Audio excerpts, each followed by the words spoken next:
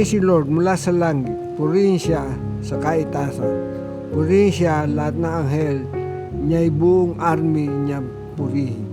Purihin niyo siya araw at buwan, mga istas na maningning, purihin siya. Purihin niyo siya, pinakamataas na langit.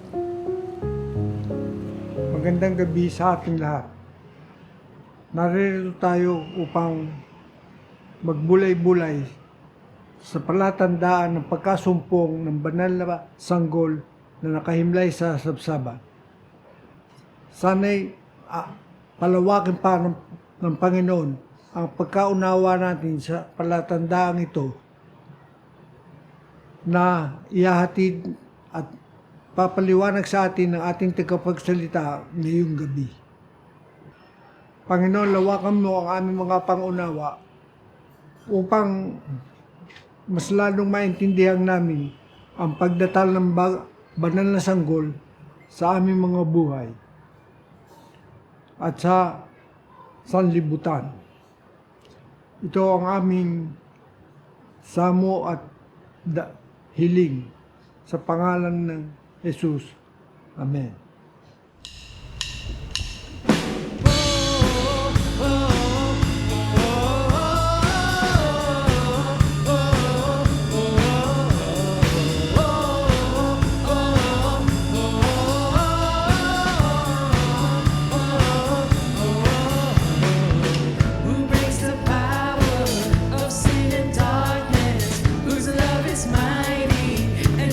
Stronger, the King of Glory.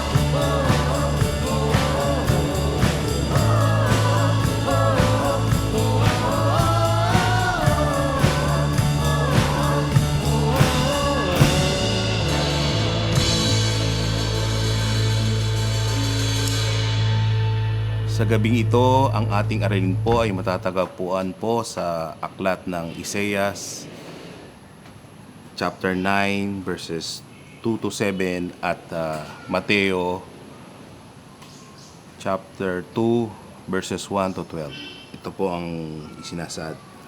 Nakatanaw ng isang malaking liwanag ang bayang malaon ng nasa kadiliman, namamaag na ang liwanag sa mga taong namumuhay sa lupaing balot ng dilim. Iyong pinasigla ang kanilang pagdiriwang, dinagdagan mo ang kanilang tuwa tulad ng mga tao sa panahon ng anihan. Tulad ng mga taong naghahati, nagsasamsam ng kayamanan. Nilupig mo ang bansang umalipin sa iyong bayan, tulad ng pagkalupig sa hukbo ng madian. Binali mo ang panghambalos, mga tagapagpahirap sa kanila, sapagkat ang pangyapak ng mga mandirigma, ang lahat ng kasuutan, tigmak, dugo ay susunugin, sapagkat ipinanganak ang isang sanggol na lalaki at siya'y mamamahala sa atin. Siya ang kahangahangang tagapagpayo, ang makapangyarihang Diyos, walang hanggang Ama, ang prinsipe ng kapayapaan. Malawak na kapangyarihan at walang katapusang kapayapaan ang ipagkakaloob sa trono ni David at sa kanyang paghahari, upang matatag ito at papanatilihin sa katarungan at katwiran ngayon at magpakailanman. Isasagawa ito ng makapangyarihan si Yahweh. At mula po sa aklat ng Mateo, ang pagdalaw ng mga pantas. Si Jesus ay pinanganak sa Bethlehem ng Juda nung kapanahunan ni Haring Herodes. Dumating naman sa Jerusalem ang ilang pantas mula sa silangan at nagtatanong-tanong doon, naasaan ang ipinanganak na hari ng mga Hudyo? Nakita namin sa silangan ang kanyang tala at naparito kami upang sambahin siya. Nang mabalitaan ito ni Haring Herodes, siya'y naligalig, gayon din ang mga buong Jerusalem. Kaya tinipon niya ang lahat ng punong saserdote at mga eskriba sa Israel at itinanong sa kanila kung saan ipinanganak ang Mesayas. Sa Bethlehem po ng Judea, tugon nila. Ganito ang sinulat ng propeta. At ikaw, Bethlehem, sa lupain ng Juda, ay hindi nga huli sa mga pangunahing bayan ng Juda, sapagkat sa iyo'y lilitaw ang isang pinuno na mamamahala sa aking bayang Israel. Nang mabatid ito, lihim na ipinatawag ni Herodes ang mga pantas at tinanong kailan lumitaw ang tala, at pinalakad niya silang patungong Bethlehem. Matapos pagbili na ng ganito, humayo kayo at yung hanapin mabuti ang sanggol. Kapag inyong natagpuan, ibalita agad ninyo sa akin upang ako'y may makasamba sa kanya. At lumakad na nga ang mga pantas, muli silang pinangunahan ng tala. Nakita nila sa silangan hanggang sa sumapit ito sa tapat na kinaroroonan ng bata. Gayon na lamang ang galak ng mga pantas na makita ang tala. Pagpasok sa bahay, nakita nila ang bata sa piling ng kanyang inang si Maria. Lumapit sila at nagpatira pa at sinamba ang bata. Binuksan nila ang kanilang mga sisidlan at inindog ang daladala nilang ginto at kamangyan at mira.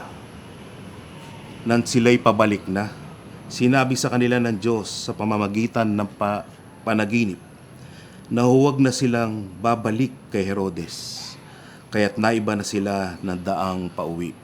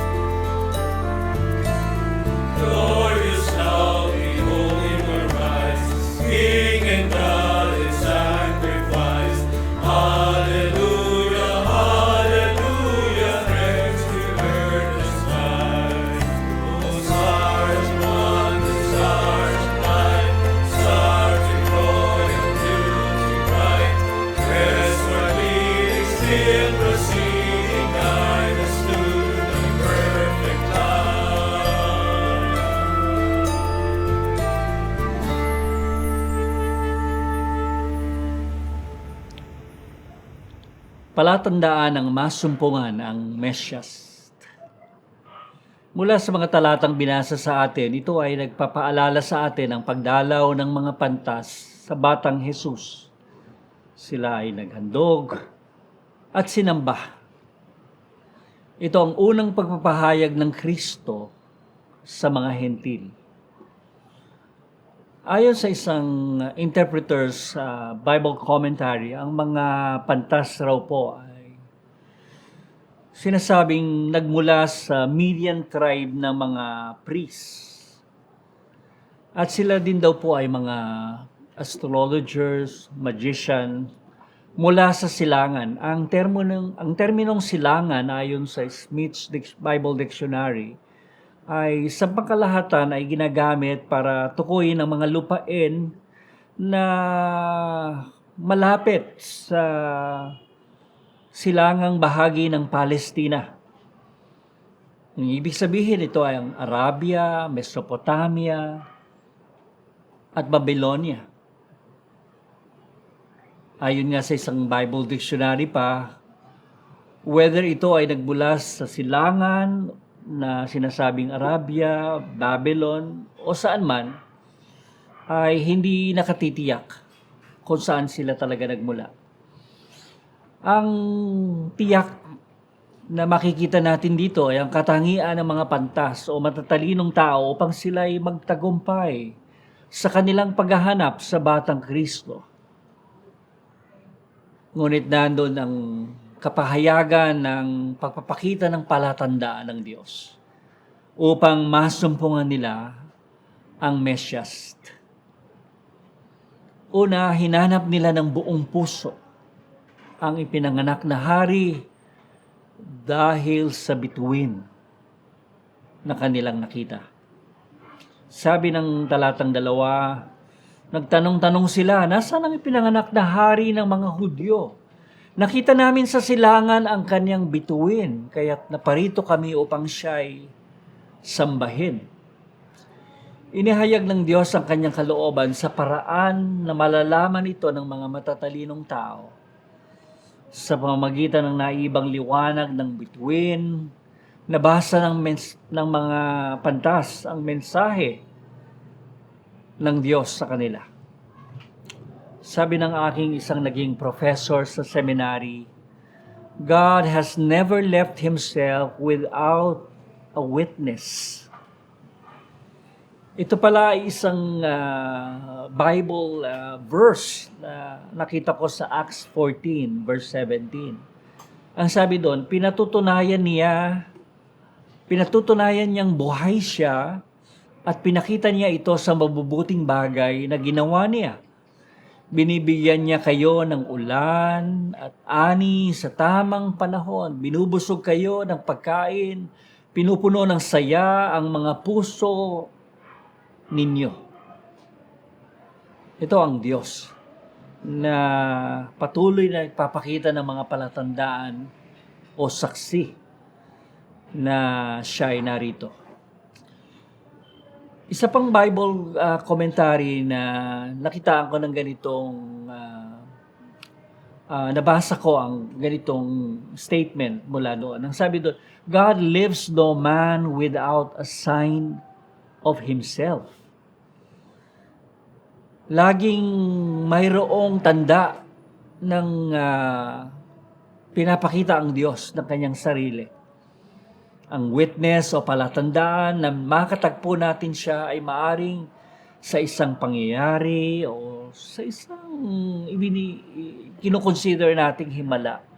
O ang nilikha kapag tatanawin natin ito, titingnan natin ito sa kanyang kagandahan, ang kalikasan na ibinigay sa atin.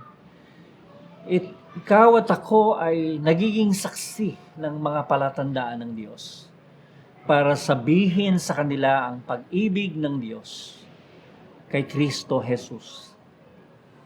Isinuong ng mga pantas ang kanilang buhay upang hanapin ang hari ng mga Hudyo.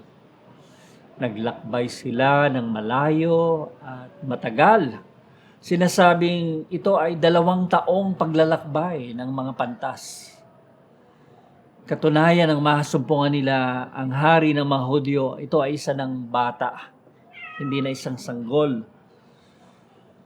Hinarap nila ang lahat ng hadlang sa paglalakbay. Sabi ng mga komentaryo ng Biblia, hinarap nila ang malakas na hangin, ang sunstorm, ang matinding init at lamig, ang mga bandido sa daan at iba pa.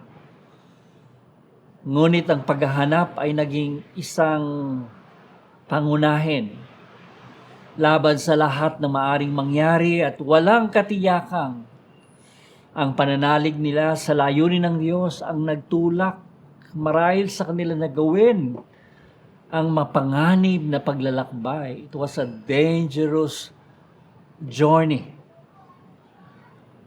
Hinanap nila ito ng buong puso. Ang tawag natin dito ay passion. Passion. Ang ibig sabihin nito ay matindi at nag-aapoy na damdamin. Matinding pagnanais sa isang bagay o gawain. Taglay ito ng mga matatalinong tao, ng mga pantas. Handa silang magpakasakit, mag-alay ng buhay kung kinakailangan, makita lamang ang pinanganak na hari ng mga Hudyo. Sinabi ni George Wilhelm Friedrich Hegel, "Nothing great in the world has ever been accomplished without passion." Nothing great in the world has ever been accomplished without passion. Nang walang matinding damdamin, nag-aapoy na damdamin o pagnanais. Ganito rin ba ang tiwala at pag-alam sa nais ng Diyos na nagtutulak sa ating hanapin at gawin iyon? Hinahanap ba natin ito ng buong puso, ng buong sikap at tiyaga, na ang Panginoon ay nagpakita ng palatandaan sa atin na makakatagpo natin siya?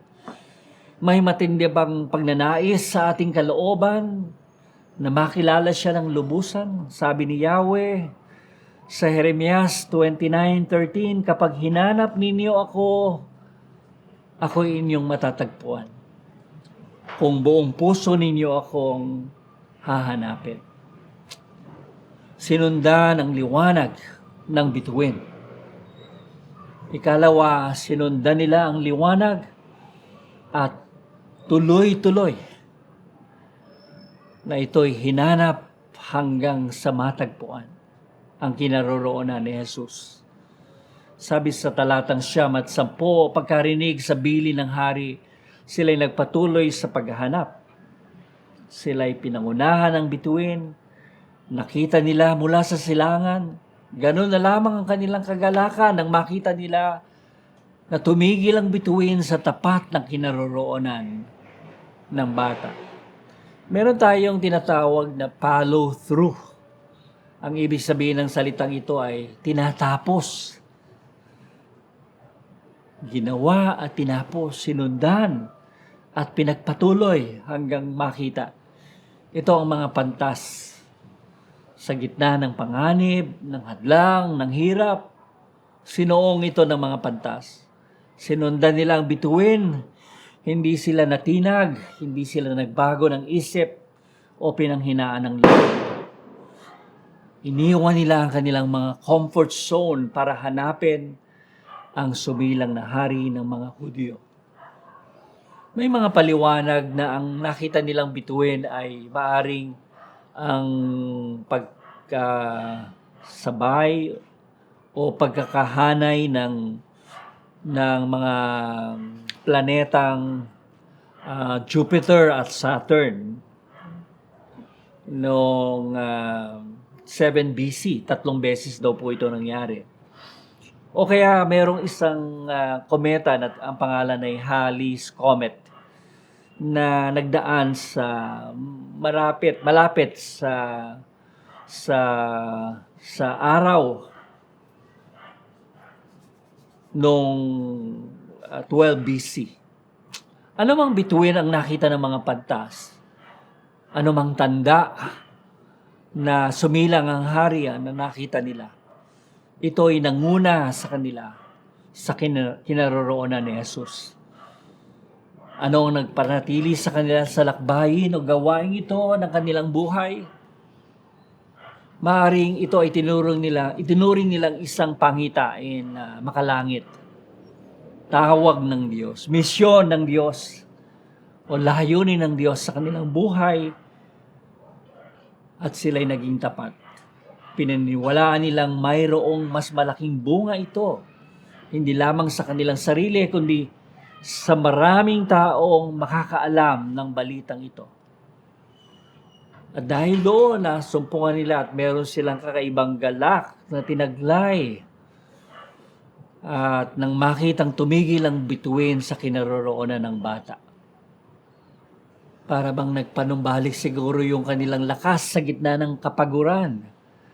Sumigla at natapos nila ang kanilang paghahanap. May sa katuparan ang ipinahayag sa kanila ng Diyos.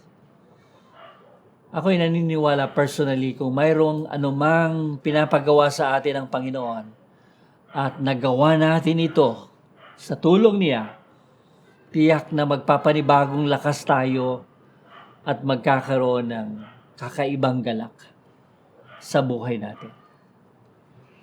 Mayroon bang gawain o pinaplano ang Diyos sa buhay mo? Ngayon na at may katiyakan tayo na sa Kanyang Espiritu ay magpapanibagong lakas tayo at galak kung ito'y ating gagawin at magtatagumpay. Panghuli, sinamba at hinandugan ang Panginoon, ang Kristo ng mga pantas. Pagpasok sa bahay, sabi ng talata, nakita nilang bata sa piling ni Maria. Nagpatira pa sila at sinamba ang bata. Inihandog nila sa kanya ang kanilang mga dalang ginto, insenso, at mira. At nang sila'y papauwi na, nakatanggap sila ng babala sa pamagitan ng panaginip na huwag nang bumalik kay Herodes, kaya't nag-iba na sila ng daan pauwi. Ayon sa verse 11 and 12. Ang pagtira pa, ang pagsamba ng mga pantas ay nagpapakita ng paggalang at pagsamba sa batang Kristo. Bago inihandog ang kanilang mga dalang ginto, mira at insenso, inihandog muna nila ang kanilang mga sarili sa Diyos, sa kanilang pagtugon sa ipinakitang palatandaan ng Mesyas, ang bituin na nanguna sa kanila tungo sa batang Kristo. Dahil sa kanilang katapatan, sa kanilang pagsunod, sa makalangit na pangitain, sa tawag ng Diyos, sa iba't ibang paraan, kinaugnay sila, natagpuan nila si Jesus, sinamba at hinandugan sa pamagitan ng bituin, sa panaginip, kung saan binigyan sila ng babala ng Diyos na huwag lang magbalik kay Herodes, at sa kanilang pagsunod ay naligtas ang bata. Ang mga pantas na nakasaksi ng pagpapahayag ng palatandaan mula sa Diyos ay natagpuan ng hari.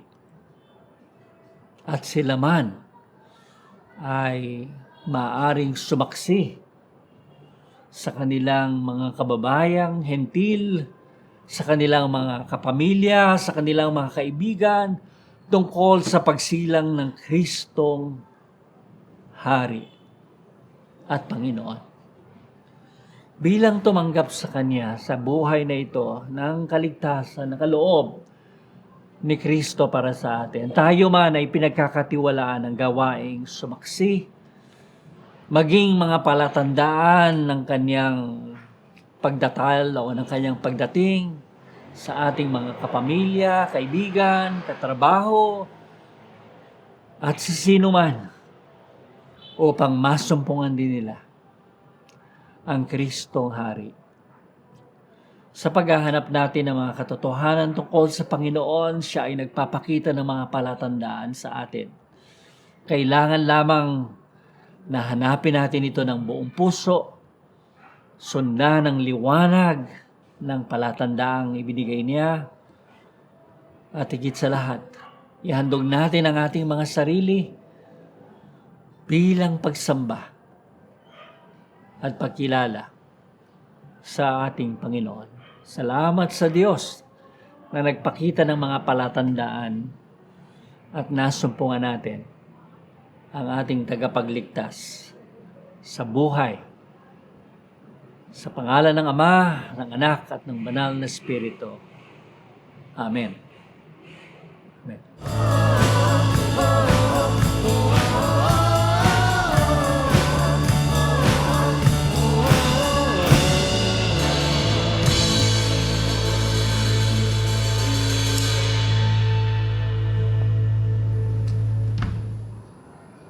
Nagpupuri nga po kami sa iyo, O Diyos, dahil naghayag ka ng mga palatandaan na masusumpungan ang iyong pagdating sa buhay ng sanglibutang ito. Ipinakita mo, Panginoon, ang bituin sa mga matatalinong tao, sa mga pantas mula sa silangan. At nakita nila ito na naghahayag ng pagsilang ng tagapagligtas.